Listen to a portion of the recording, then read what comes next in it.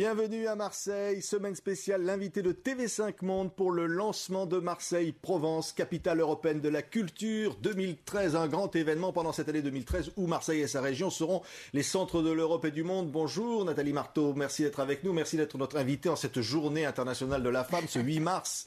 Nous accueillons la directrice de la scène nationale du Merlan. C'est le théâtre ici à Marseille qui est dans les quartiers nord, dans les quartiers populaires, on va dire des quartiers de forte population immigrée. Vous êtes à côté d'un grand centre commercial, là où effectivement il n'y a pratiquement rien au point de vue d'activité culturelle, sauf vous. On voit ce beau théâtre. Nathalie, parlez-nous-en. Qu'est-ce qui se passe dans ce théâtre national ?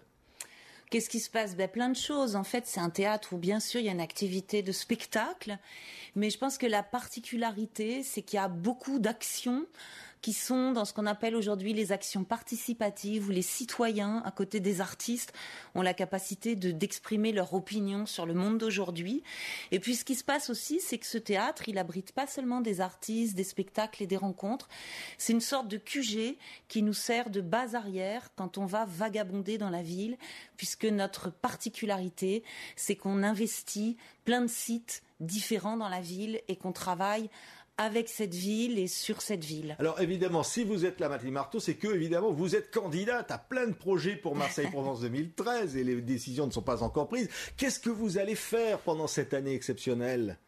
Nous, notre proposition, dans la suite de ce qu'on a pu développer à travers ce vagabondage, c'est vraiment d'être dans le croisement et dans la transversalité, c'est-à-dire de pas être que dans l'artistico-artistique, dans l'excellence artistique, mais dire aujourd'hui, les enjeux d'aujourd'hui, c'est le territoire, c'est le vivre ensemble, c'est l'urbanisme, c'est le rôle, c'est la place du citoyen, et croisons tout ça. Donc on va aller avec des équipes d'artistes, avec des habitants, traverser, cheminer, vagabonder dans la ville et développer des projets artistiques qui vont interroger cette ville et surtout la révéler. C'est-à-dire sortir de ce beau théâtre, on en a vu les images, de ces quartiers nord, et investir la ville. Ça veut dire quoi ? C'est un petit peu les quartiers nord qui débarquent sur Marseille, là, à travers vous ? Non, je pense que c'est les gens qui se rencontrent et c'est surtout de permettre aux gens qui viendront d'ailleurs et qui ne connaissent pas cette ville, ou à ceux qui la connaissent déjà, d'avoir un autre regard sur cette ville, un regard qu'on n'a pas dans le quotidien, pouvoir révéler, découvrir des choses que, en effet, dans notre quotidien, on finit par ne pas voir. Ça, c'est important. C'est comme des rendez-vous presque amoureux, parce que ça, le public nous le renvoie beaucoup. Là, je voyais des images du Fort Saint-Jean. On a fait un cycle sur l'amour, justement, au Fort Saint-Jean.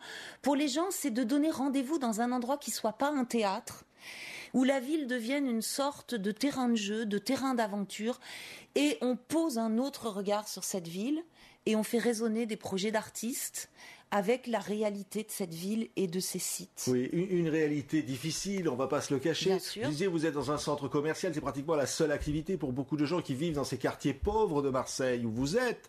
Et finalement, c'est un acte militant d'avoir une scène nationale, un théâtre comme ça, qui se trouve dans ces quartiers qui sont peut-être coupés du reste de la ville trop souvent. Oui, on peut le dire comme ça. Je pense que l'enjeu, c'est en effet de lutter contre cette segmentation.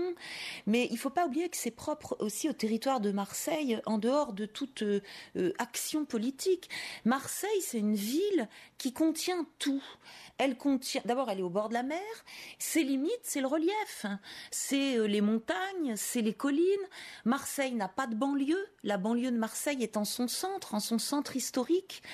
Et c'est vrai que c'est la ville, certainement d'ailleurs, je pense en Europe, qui cumule les plus grandes diversités, les plus grands écarts, et donc il y a des poches de grande pauvreté très importantes. C'est faire de cette diversité et de ces difficultés des atouts pour dire Marseille, il y a quelque chose à dire au reste du monde à cette occasion-là. Oui, c'est d'en faire un atout, c'est d'attirer l'attention sur ces problématiques, sur ces difficultés qu'on peut pas régler comme ça d'un revers de main. C'est-à-dire un taux de chômage exceptionnellement élevé, Absolument. Une population immigrée qui a des difficultés et finalement aussi une certaine ségrégation. Réellement, ça existe ? bien sûr que ça existe. Mais tout l'intérêt de Marseille-Provence 2013 et tout l'enjeu pour tous les acteurs, les politiques, les citoyens, les acteurs culturels, sociaux comme nous, c'est de prendre à bras le corps ces enjeux et de se dire que c'est qu'à travers la transversalité, la rencontre, qu'on peut affronter ces problèmes. Faire croiser l'art et le social et ne plus tout séparer et faire en sorte qu'en effet, on puisse développer sur des bouts de territoire des actions, notamment avec des artistes, qui permettent aux citoyens d'être véritablement actifs et de se faire entendre. Et je crois que c'est ça l'enjeu. C'est le 8 mars aujourd'hui, je le disais, à Nathalie Marteau. Les femmes, elles sont au cœur finalement de votre projet. J'imagine qu'elles sont au cœur, forcément. Oui, alors on ne fait pas de ségrégation, donc les hommes et les femmes sont au cœur du projet ensemble. Après, les faits, c'est que, en effet, sur ces quartiers difficiles, sur le plan des populations et sur le plan du revenu économique de ces populations, il est vrai que les femmes jouent un rôle absolument majeur. Mais je pense que toute la dimension souterraine de cette ville, dont tous les observateurs disent qu'elle est fondamentale, parce que cette ville, elle tient par tout ce réseau social et associatif souterrain.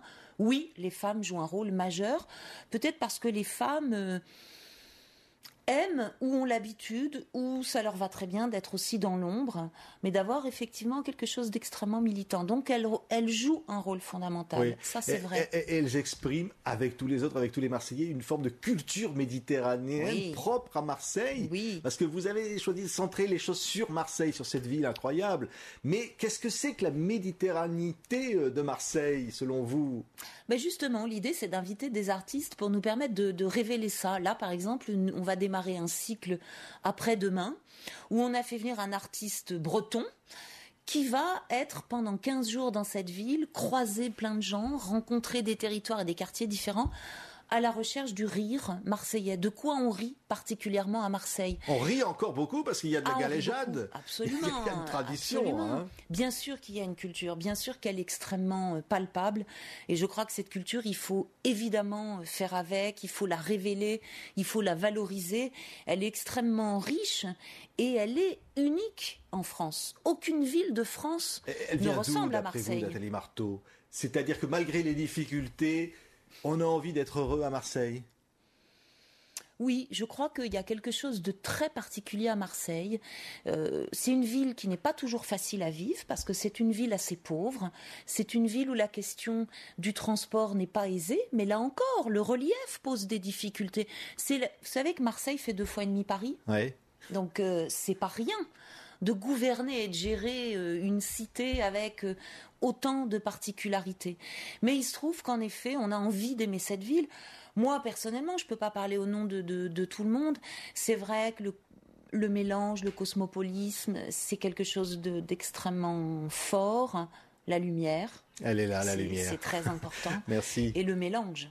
Merci Nathalie Marteau. Puisqu'on parlait de l'action des politiques, et demain c'est Michel Vauzel, le président du Conseil régional Provence-Alpes-Côte d'Azur, qui sera à votre place dans cette semaine spéciale ici à Marseille. On a le plaisir de se trouver à l'occasion donc du lancement de la grande opération Marseille-Provence, capitale européenne de la culture 2013. Merci, à demain. Merci.